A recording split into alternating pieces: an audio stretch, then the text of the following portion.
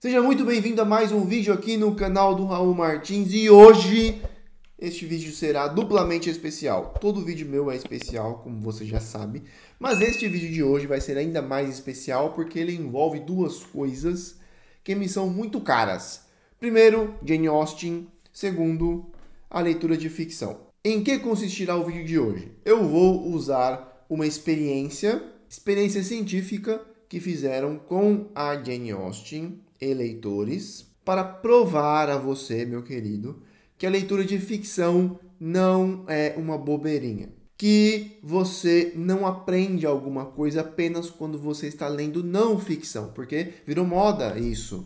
Pessoas que só leem livros técnicos, que leem apenas livros de autoajuda, pessoas que só leem para aprender uma habilidade que elas podem aplicar no dia seguinte imediatamente, elas acham que ler ficção é perda de tempo, que ler ficção é uma coisinha menor, que ler ficção é um negócio totalmente dispensável. E não é. Então eu vou usar primeiro esse experimento que fizeram com a Jane Austen e depois eu vou lhe dar mais algumas razões, baseadas também em experimentos científicos.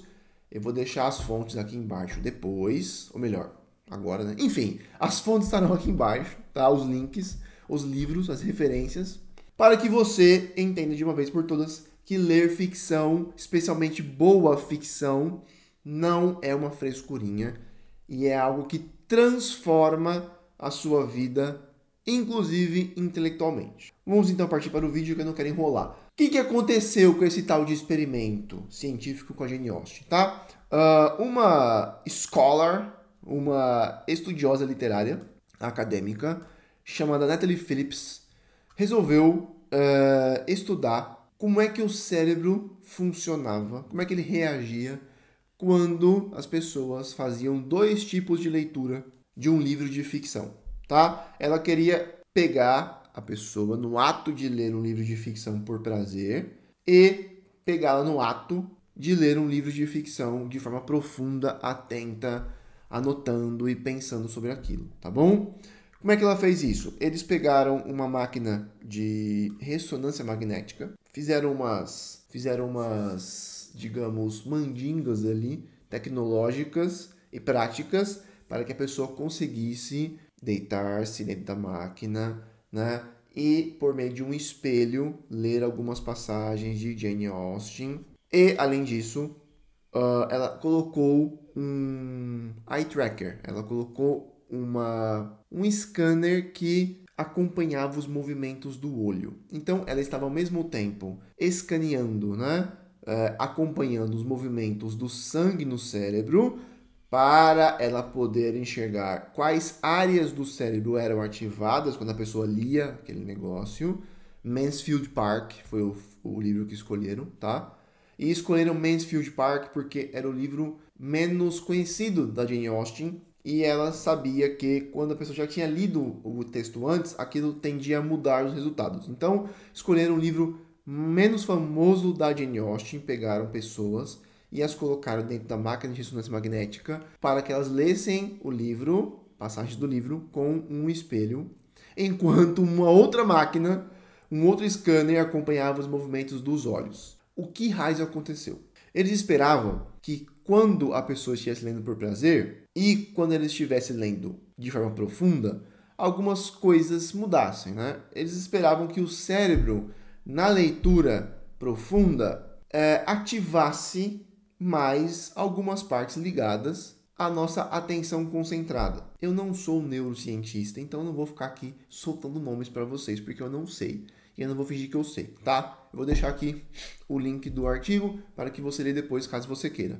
O que importa é que quando eles coletaram resultados da leitura profunda, algo estranho aconteceu. Eles perceberam que, de fato, as partes ligadas à atenção concentrada tinham sido mais ativadas, ou seja, mais sangue tinha fluído aquelas áreas. O que eles não esperavam é que o sangue houvesse afluído a tantas outras áreas. O cérebro foi bizarramente ativado quando as pessoas fizeram leitura profunda e atenta de um livro da Jane Austen. Por exemplo, áreas do cérebro ligadas ao movimento, áreas do cérebro ligadas ao tato.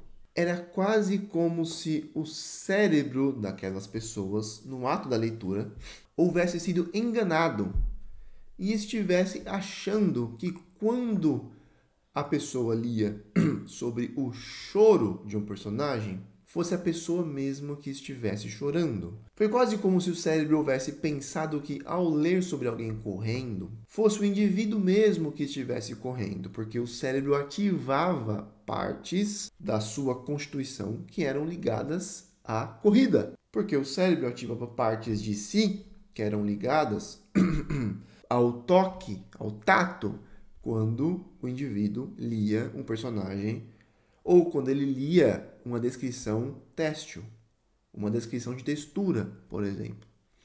E aí, eles chegaram à conclusão de que, de alguma forma, na leitura profunda, o leitor, em vez de apenas fingir alguma coisa, ele estava, de alguma forma, vivendo a história.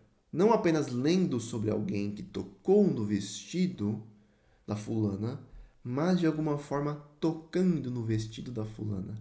Não apenas lendo sobre alguém que correu, mas de alguma forma correndo. O que nos leva à conclusão de que a leitura de ficção faz exatamente o que a leitura de não ficção nunca poderá fazer. A leitura de não ficção pode apresentar fatos crus, e eles são importantes. Não se engane, são muito importantes. Porém, nenhuma leitura de não ficção pode fazer com que você viva os fatos. Nenhuma leitura de não ficção pode fazer com que você entre em uma simulação da vida alheia. Nenhuma leitura de não ficção pode fazer com que você viva uma segunda vida sem sair do sofá, sem sair da cadeira. E são justamente essas experiências que você vive na imaginação e no cérebro, de uma forma muito profunda, que fazem com que você se transforme de uma forma que a não ficção nunca poderá fazer. Então, primeira coisa aqui, a leitura de não ficção é uma coisa única, ou melhor, a leitura da ficção é uma coisa única. É uma coisa única porque ela faz com que você saia de si mesmo sem sair de si mesmo. Você está em dois lugares ao mesmo tempo, você é duas pessoas ao mesmo tempo. Você é si mesmo olhando aquilo de fora, mas você também é o personagem vivendo aquilo de dentro. Isso lhe dá uma habilidade que é mágica, basicamente. É precisamente a habilidade de estar fora, ou seja, você consegue analisar aquilo, e dentro você consegue viver aquilo. E é a parte de viver que é importante. Por quê? Porque existe aqui um livro chamado O Cérebro no Mundo Digital. É um livro de uma neurocientista no qual ela analisa como é que funciona a leitura, quais partes do cérebro a leitura ativa e o que a leitura no mundo digital, ou seja, a leitura é rápida, a leitura de artigos muito rápidos, de stories muito rápidos, o que essa leitura no mundo digital está fazendo ou poderá fazer com a leitura profunda. Essa mesma leitura que ativou o cérebro inteiro quando as pessoas leram Jane Austen, tá? Spoiler, pode fazer muito mal a leitura profunda. E neste livro, a Marianne Wolf cita um estudo feito por cientistas da Universidade de Emory em Nova York, que acaba descobrindo basicamente a mesma coisa que foi descoberta com um estudo sobre a Jane Austen, tá? Eles descobriram que áreas no cérebro ligadas ao toque, englobadas no que chamamos de córtex somatosensorial, são ativadas quando lemos metáforas sobre texturas, e que neurônios motores são ativados quando lemos sobre movimento. Ou seja, ler sobre a seda do vestido de Emma Bovary é tocar na saia de Emma Bovary. Acompanhá-la descendo da carruagem, desesperada, para correr atrás do seu amante, é correr com ela. Porém, mais importante, se o cérebro é ativado quando se trata de esse espelhamento físico, ou seja, o cérebro meio que é enganado quando você lê sobre alguém correndo, o que o cérebro não pode fazer com experiências emocionais, que são, no final das contas, as mais importantes, não é? Existe um outro estudo, que agora de cabeça não vou me lembrar, depois eu posso colocar aqui, quando eu me lembrar, que mostrou que os leitores de ficção, no geral, conseguem regular as emoções melhor. E eles conseguem regular as emoções melhor porque, de alguma forma, eles estão vivendo emoções de forma vicária nos livros. Ou seja, em vez de guardar aquelas emoções negativas, por exemplo, para si mesmos, eles leem sobre aquelas emoções. E ao ler sobre aquelas emoções, sendo vividas por personagens, eles vivem aquelas emoções, e vivendo aquelas emoções, ou seja, coisa que a não ficção não pode fazer, eles de alguma forma recebem uma catarse, eles são limpados de alguma forma. Ou aquilo ajuda-os a lidar com as emoções negativas. Em vez de sufocá-las, eles as revivem. Mas não as revivem de forma direta, porque seria muito traumático. As revivem de forma indireta, lendo sobre aquilo. Então, se o seu cérebro é ativado quando você lê sobre o movimento físico, o que ele não pode fazer quando ler sobre o movimento emocional? E é por isso que a grande ficção, que nos apresenta personagens complexos diante de situações complexas, que no geral são importantes, situações de morte, por exemplo, de quase morte, situações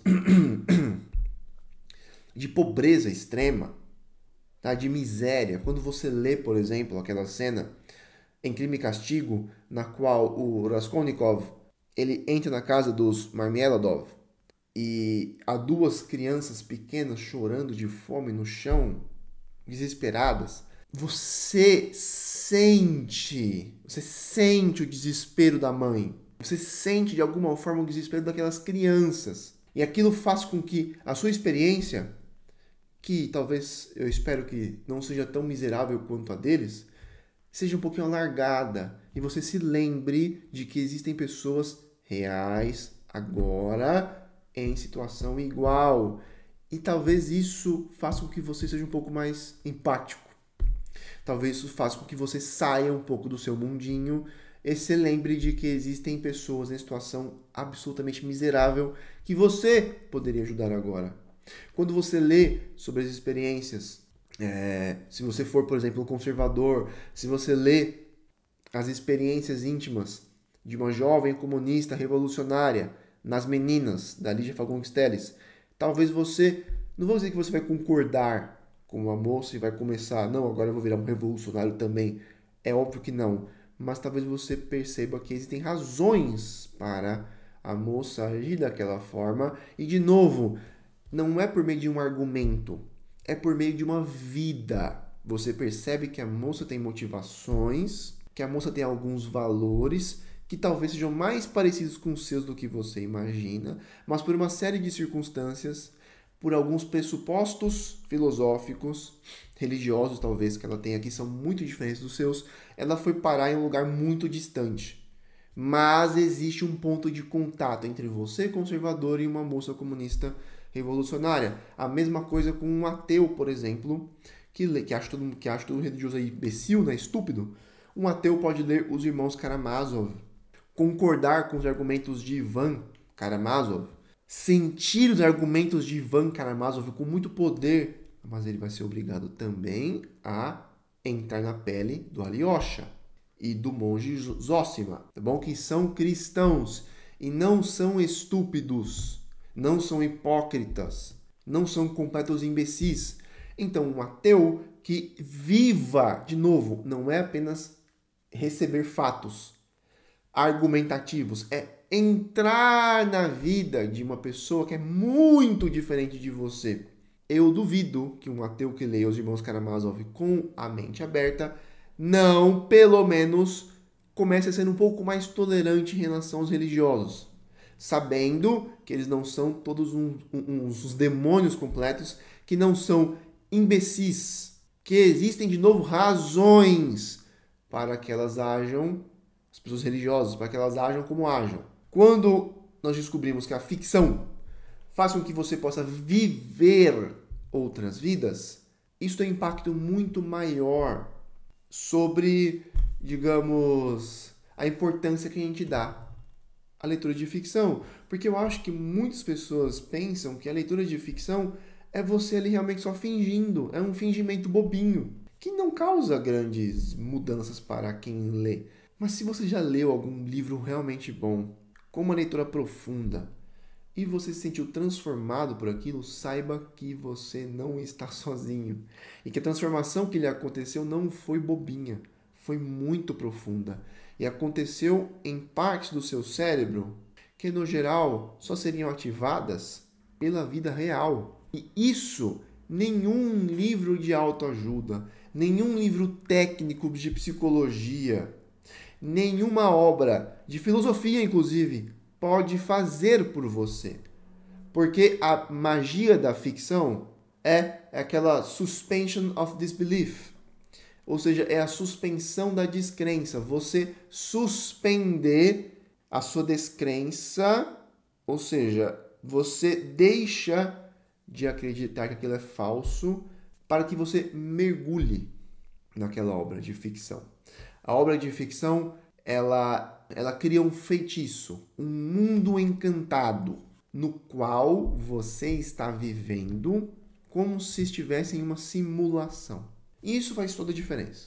Porém, eu tenho mais alguns motivos aqui, eu tenho mais algumas coisinhas que estão ligadas a essa, tá? Se a ficção causa este mundo secundário, tá? Isso quer dizer o seguinte. Isso quer dizer que quanto mais você leia livros de ficção que apresentem situações morais ambíguas ou mais complicadas, a sua percepção moral vai ficar mais refinada. Ou seja, você vai ficar menos propenso a julgar as pessoas de forma precipitada. Você vai ficar menos preconceituoso. O tal do preconceito é algo muito importante. Eu sei que o preconceito acabou, sendo sequestrado por alguns grupos ideologicamente radicais que causaram uma certa raiva, especialmente em conservadores, por exemplo, quando a palavra preconceito vem à baila, vem à tona.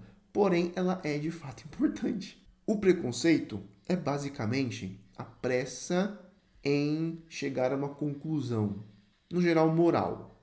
Mas a pressa para chegar a uma conclusão, ela pode se manifestar em várias áreas. Ela pode se manifestar, inclusive, na área científica. Ela pode se manifestar na área acadêmica. Ela pode se manifestar em qualquer área a qual a inteligência possa ser aplicada. O problema é que a pressa para chegar a conclusões é o sinal, é a marca de uma inteligência inferior. Até mesmo empresários, atletas. Se você pegar uma pessoa que seja realmente grande, você não vai encontrar a pressa para chegar a conclusões. Essas pessoas, no geral, são abertas à dúvida. Pegue grandes artistas, por exemplo. Pegue, por exemplo, o Francis Ford Coppola, que acabou de lançar o Megalópolis, um filme que lhe custou boa parte da fortuna pessoal. Francis Ford Coppola está e sempre esteve aberto a riscos. Ele não tem pressa para chegar a conclusões. Ele quer explorar novas possibilidades. Todos os gênios intelectuais foram assim. Gênios artísticos sempre foram assim. Tá? E o que isso tem a ver com ficção? Um estudo chegou à conclusão de que indivíduos que precisam de uma cognitive closure. O que é uma cognitive closure? Eles precisam, digamos... Ai, caramba, como é que eu posso traduzir isso? Closure é fechar, né? É encerrar. E cognitive é cognitivo, relativo à inteligência, ao cérebro. Eles precisam fechar uma conclusão. Eles precisam fechar uma, digamos, ideia intelectual. Eles precisam chegar logo a uma opinião fechada. Beleza, é isso. Os indivíduos que precisam chegar logo a uma opinião fechada, eles têm um desejo e a necessidade de chegar a uma conclusão rápida na hora de tomar decisões e sentem aversão à ambiguidade e confusão. Daí que se apeguem às primeiras informações, information cues, né? São sinais de informação, que recebem e sintam muita dificuldade para mudar de opinião. Daí também que produzam menos hipóteses explicativas e caiam no círculo vicioso de confiarem ainda mais nas impressões iniciais. Ficam satisfeitas com menos informações e produzem menos explicações possíveis. Ou seja, quanto mais você precisa chegar rapidamente a uma conclusão, menos você é aberto à ambiguidade e confusão, menos você tenta criar novas hipóteses de explicação e mais você vai ficar preso a explicações simplistas. Você que está na rede social hoje em dia, tá? Saiba que 90% do que você vê, especialmente no Instagram, são explicações simplistas que foram criadas para chamar sua atenção e criar uma tribo. As pessoas querem vender, por exemplo. Tá? Se você for para o jornal, saiba que grande parte das explicações que tem ali são simplistas porque elas se alinham a uma ideologia específica, de esquerda ou de direita. A inteligência nunca está associada à pressa em chegar a conclusões. Tanto é assim que o Fitzgerald tem uma frase maravilhosa, na qual ele diz que o sinal de uma inteligência de primeira linha é a habilidade de manter duas ideias opostas na mente ao mesmo tempo e ainda reter a habilidade de funcionar. Se você consegue manter duas ideias opostas na cabeça ao mesmo tempo, sem jogar uma fora ou caricaturizar a outra, você tem uma inteligência de primeira linha. Se você não consegue manter ideias opostas, se você já quer fechar, não quero saber, é muito difícil, blá, blá, blá, blá, blá. Me desculpe, mas você tem uma inteligência de segunda categoria. E o que isso tem a ver com a ficção? Desculpa. Os indivíduos, então, que resistem a esse fechamento são mais reflexivos, mais criativos e se sentem mais confortáveis com explicações e narrativas conflitantes. Seu EQ é mais alto, que é basicamente o coeficiente de inteligência emocional, tá? Muito importante também, muito importante. A Universidade de Toronto descobriu que indivíduos, no seu estudo, que liam contos, tinham menos necessidade de cognitive closure do que os indivíduos no mesmo estudo que liam ensaios. Ou seja, eles descobriram que os indivíduos que liam mais ficção precisavam de menos cognitive closure do que aqueles que liam ensaios. No geral, pessoas que leem ficção, portanto, parecem ser mais abertas a essas novas hipóteses explicativas do que pessoas que só leem ensaios e não ficção, por exemplo. Albert Einstein, ok? Albert Einstein, que foi talvez o maior cientista do último século, é a pessoa em que todo mundo pensa quando falamos de inteligência. Albert Einstein chegou a dizer que Dostoiévski, um autor de ficção, lhe ensinava mais do que qualquer cientista. E ele cita até mesmo um tal de Gauss, que é um cientista cuja obra foi fundamental para que ele conseguisse chegar à sua teoria da relatividade geral. Ele está dizendo que Dostoiévski lhe ensinou mais do que o cientista que estabeleceu as bases para que ele criasse a sua teoria da relatividade geral. Einstein era um sujeito com altíssima resistência a cognitive closure e lia ficção. Ele disse que o livro mais maravilhoso no qual ele pôde colocar as mãos não foi nenhum livro de filosofia ou de ciência, foi Os Irmãos Karamazov, um livro de ficção. Então, caso você queira ser mais inteligente e você queira diminuir a necessidade de chegar a opiniões, leia mais ficção. Porém, tem mais ainda. Keith Oatley, que é um estudioso das relações entre a literatura e as emoções, num livro chamado Such Stuff as Dreams, The Psychology of Fiction, cita um estudo no qual, na verdade, eu acho que ele mesmo fez esse estudo. Enfim, ele cita um estudo no qual os cientistas descobriram que quanto mais ficção alguém lê, melhor ela será capaz de ler os olhos de uma pessoa. Como é que foi? Eles pegaram várias pessoas, vários indivíduos, que disseram que leem bastante ficção, colocaram-nos em uma sala, enfim, e lhes mostraram uma série de imagens, tá? Uma série de imagens de olhos. Só que não eram rostos inteiros, era só o olho, tá? Então, eles fechavam aqui, toda essa parte de fora, e mostravam só a linha dos olhos. E em cima e embaixo, eles colocavam 4 emoções. Raiva, medo, tristeza, afeição, tudo mais, tá? E aí a pessoa tinha que meio que chutar, né? Qual era a emoção entre as 4 que estava realmente no olhar da pessoa. Só havia uma certa e 3 erradas, tá bom? Eles chegaram à conclusão de que entre as pessoas que diziam que liam ficção e aquelas que diziam que não liam ficção, as que leem ficção foram capazes de ler os olhos muito melhor, tá? Elas foram capazes de acertar as emoções que correspondiam ao olhar muito melhor do que as pessoas que não liam ficção. Ou seja, que coisa, né? Perceba isso. Quando você lê um livro de ficção, você não está nem olhando alguém diretamente. Você está apenas lendo descrições, não há imagens. Ainda assim, as pessoas que leram ficção foram capazes de perceber microexpressões no olhar, a fim de ler a emoção das pessoas melhor. Você perceba que a influência da ficção é gigantesca. Se a pessoa consegue ler o olhar de alguém melhor, o que ela não consegue fazer com o corpo inteiro, o que ela não consegue fazer verbalmente, o que ela não consegue fazer com interações no dia a dia, essa pessoa vai ficar evidentemente mais apta e mais hábil a lidar com outras pessoas no mundo real. E eu não sei se você sabe, mas soft skills, que são as habilidades ligadas à interação social no geral, às vezes são mais importantes do que as hard skills, do que habilidades técnicas. Muitas pessoas chegaram muito longe na vida, menos porque elas fossem as mais habilidosas e mais porque elas sabiam como se ligar a outras pessoas. Então, se você ainda acha que ficção é besteira, saiba que quem lê mais ficção é capaz de ler melhor o olhar de alguém.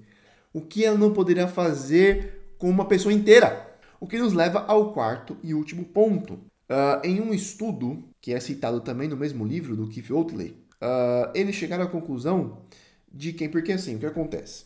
Existe uma crença meio boba, né, meio idiota, entre pessoas que leem livros de não ficção no geral, que as pessoas que leem ficção são os social outcasts, são os nerdolas, são os indivíduos que não têm amigos e que ficam o dia inteiro apenas lendo livros no mundinho deles. São solitários, tá? São as pessoas que não conseguem se integrar às outras. Na verdade, nesse estudo que foi conduzido pelo Keith Oatley, salvo engano, eles chegaram à conclusão de que, na verdade, quem lê ficção tem um high social support. Isto é, quem lê ficção tem um círculo de pessoas próximas com as quais os participantes se encontram com frequência e que eles estão disponíveis tanto de forma prática quanto emocional. Ou seja, no geral, quem lê mais ficção tem um grupo de amigos mais próximo, com o qual ela é mais ligada de forma prática e emocional. Elas têm um círculo de apoio, uma rede de apoio, se você quiser. E isso está ligado, evidentemente, ao terceiro ponto, tá? Se você é capaz de ler melhor o olhar de uma pessoa, você vai ser, evidentemente, capaz de se conectar, no geral, mais profundamente com as pessoas. Isso está ligado ao segundo e primeiro ponto. Você está vivendo novas experiências. Você está se treinando para colocar-se no lugar do outro sempre que você lê um livro de ficção novo. E quanto melhor for o livro, mais ricas e complexas terão sido as experiências que você viveu de forma imaginativa. Portanto, ficará mais fácil para você se colocar no lugar de pessoas do mundo real. Portanto, será mais fácil de você se ligar a elas. Portanto, será mais fácil de você ter um círculo social mais rico e fecundo. E para encerrar, eu vou lhe dizer, existe uma pesquisa, não foi uma pesquisa, né? Não foi uma pesquisa científica, na verdade foi uma série de entrevistas conduzidas, eu não lembro onde foi isso agora, mas houve uma série de entrevistas que foi conduzida com pessoas no leito de morte. E a pergunta que era feita era a seguinte: de que você mais se arrepende na vida? Nenhuma pessoa respondeu: eu ganhei menos dinheiro do que eu queria, eu não fiz isso ou aquilo, eu não cheguei a realizar esta ou aquela façanha profissional ou, enfim, intelectual.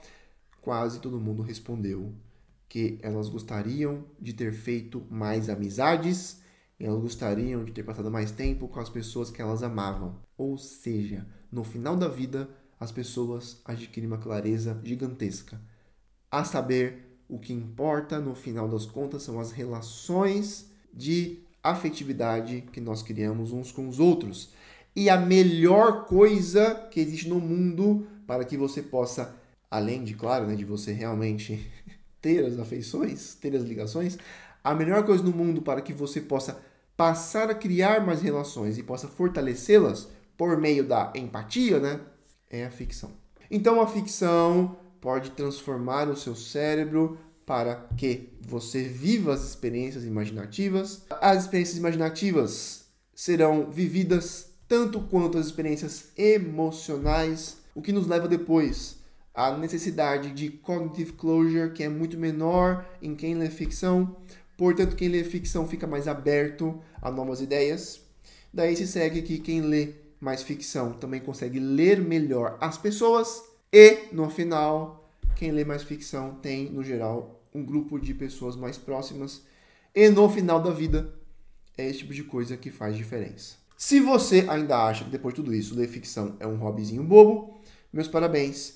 Você deve ter uma altíssima necessidade de cognitive closure. E você é meio burrinho, me desculpa, tá bom? Não há nada de hobbyzinho bobo, não há nada de perda de tempo quando você lê ficção. Quando você lê ficção, especialmente de qualidade, você fica mais inteligente, mais criativo, mais emocionalmente regulado e, portanto, você se torna mais humano. Tornando-se mais humano, você se liga mais a outros seres humanos e, no final das contas, é isso que nós queremos no final da vida. Então é isso, muito obrigado pela atenção a este vídeo. Depois eu gravo um outro vídeo com mais razões para que você leia ficção, porque existem, beleza? Mas é isso, muito obrigado e até o próximo vídeo aqui no canal. Leia ficção e saiba de uma coisa, agora em dezembro eu vou abrir as inscrições para o meu clube de leitura. Lá só lemos grandes clássicos da literatura e você, ainda melhor, os lê com as minhas aulas, o meu guiamento, materiais em PDF, 4 aulas no mês e um círculo de amigos, que são esse High Social Support, mas todos ligados ao mesmo objetivo e lendo o mesmo livro. Isso faz diferença brutal na vida, tá? Então, é o meu clube de leitura de clássicos no qual eu uno tanto o intelectual quanto o social e afetivo, beleza? Caso você esteja interessado, deixa aqui o seu comentário embaixo que eu falo com você e te explico mais detalhes como tudo funciona, beleza? Por enquanto é isso, inscreva-se na minha newsletter também, vou deixar aqui o link na descrição, porque ali eu entrego mais conteúdo ainda de segunda a sexta, tá bom? É isso, muito obrigado, até mais, tchau, tchau.